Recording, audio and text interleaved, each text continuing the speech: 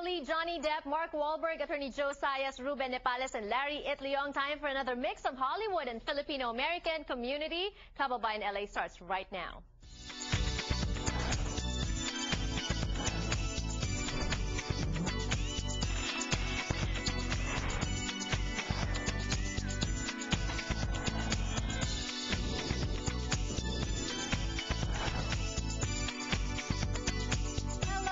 Welcome to Kababayan LA. This is America's first and only daily talk show for and about the Filipinos. Marami pong salamat sa inyong patuloy na suporta. Ako po si Janelle So, ang inyong kababayan dito sa Los Angeles.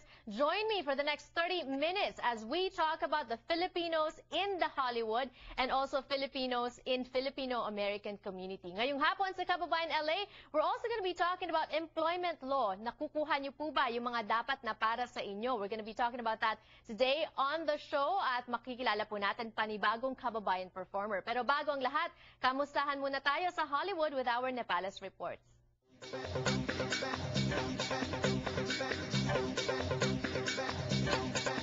Nepales, ang ating pinagmamalaking Hollywood journalist sa Hollywood Foreign Press Association. He is a board member. Hello and welcome to Kababayan LA. Hi, Janelle. Kumusta sa mga kababayan natin? Ayan, at nagpapasalamat kami sa iyo, Ruben, because you're always making time for us. Alam ko na ikaw paikot-ikot. In fact, that's why we can't have you here in the studio. You're always on the phone. You're working on a lot of things. But today, it's also very lucky that you got to talk to a proud kababayan. You know, we've heard of Black Swan and Iron Man, but we haven't really heard about Matthew Libatic. I know, Janelle, kaya masyado tayo at na-interview natin si Matthew Libatic. Not many people know nga na I think siya siguro pinakamataas na creative talent working behind the scenes sa Hollywood. As you said, siya ang cinematographer ng Black Swan na malamang na ma-nominate for Best Picture at saka yung mga Iron Man movies. Okay, and he is Filipino-American. Ikwento mo naman sa amin, paano ba siya nagsimula? Was he born here, born in the Philippines? He was born in Queens, pero ang parents niya both Filipinos. In fact, kababayan ko pa nga ang tatay niya, taga Dagupan, Pangasinan, at saka yung mother niya is taga Quezon. Pero laking Queens nga siya, and then nagpunta siya sa American Film Institute for his graduate studies. Tapos siya ang pinaka-youngest cinematography student. Tapos si Darren Aronofsky, na director ng Black Swan noon, was the youngest directing student. Okay. What are his thoughts on Filipinos in Hollywood? When will we see that time? It's, it's slowly but surely, but we're still waiting for the day na meron tayong makitang mas maraming mga representation ng mga Filipino sa Hollywood. I know, yan ang ating dream, Janelle. Pero I think Matthew is one example kasi lalo na yung mga kabataan ngayon working behind the scenes. I'm sure someday marami silang aangat. All right. And Black Swan, it's really a great movie. I'm hearing a lot about this. Pero pansamantala nating iwanan yan because another great movie is The Tourist, starring Johnny Depp and Angelina Jolie. Nako, Tito Ruben, ikaw palagi kayong nakikita ni Angelina. Wala pa bang nade-develop dyan? Ano nga, balita kay Johnny Depp, balita namin he felt violated by a dog? Paano yun? Magandang kwento si Johnny kasi natanong siya about pets. So naalala niya na nung nag-shooting sila ng Tourist sa Venice, nag-dinner siya with Brad at saka si Angelina. Tapos for some reason, siya ang mag-babysit ng aso nila na pangalan ni si Jacques kasi pinanganak daw sa France. Okay. So imagine, this is over 100 pounds daw itong asong ito. So dinala nila sa hotel room niya, pinahiga sa hotel bed niya. Tapos nung alisin na daw ni Johnny ang kanyang boots, biglang nilundag na daw siya itong aso. Can you imagine, ang tawag nga ni Johnny, parang Volkswagen nga ito, na biglang may, sabihin lang natin, romantic na interest kay Johnny.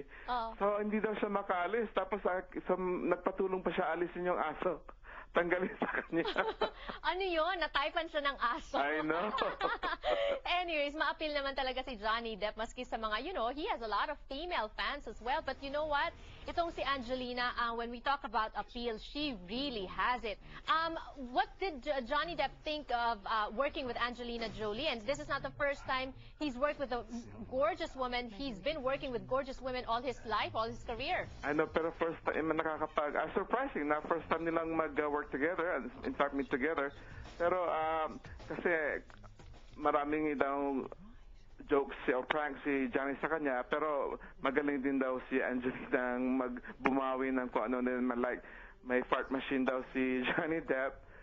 I mean, imagine gagawin ni Johnny yung fart machine kay Angelina, pero bumabawi daw si Angelina, maglalagay ng pagkain sa mga pockets niya or something like that.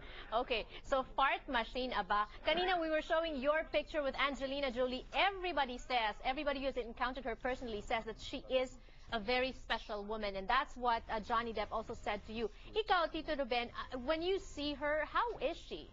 Yung same impression nga din ni Johnny, kasi first time nga na ma-meet, he has always wondered what's this woman like, kasi she's always parang under microscope, parating sus ng paparazzi.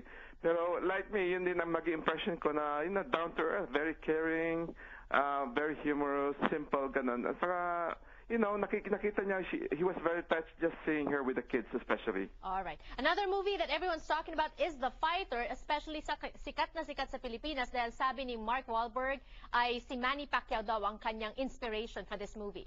Yeah, tuwan-tuwa kami kasi matagal nang sinasabi ni Mark itong pelikula to us, tapos kaya finally natapos din. And every time sinasabi nga niya na every time nandito si Manny Pacquiao noon, pinapanood niya kasi gusto niya talagang maging credible looking as a fighter. Hindi yung actor who's playing a fighter, kundi gusto niya talagang makita siya as a fighter.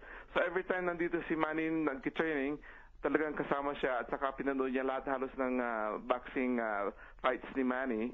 So, nung nakita nga kami, tuwan-tuwa siya na nanalo ulit si Manny. At sabi nga niya, #1, sinigaw pa nga niya sa amin. Ayan. All right. Manny Pacquiao talaga putting the Philippines in the worldwide map. But for now, thank you so much, Ruben. And we'll let you go so you can get back to your globe-trotting. Salamat, Janelle. All right. If you want more information about Hollywood, basahin niyo po ang mga column ni Ruben Nepales. That's only in Hollywood, www.inquirer.net. We will be back for more. Don't go away.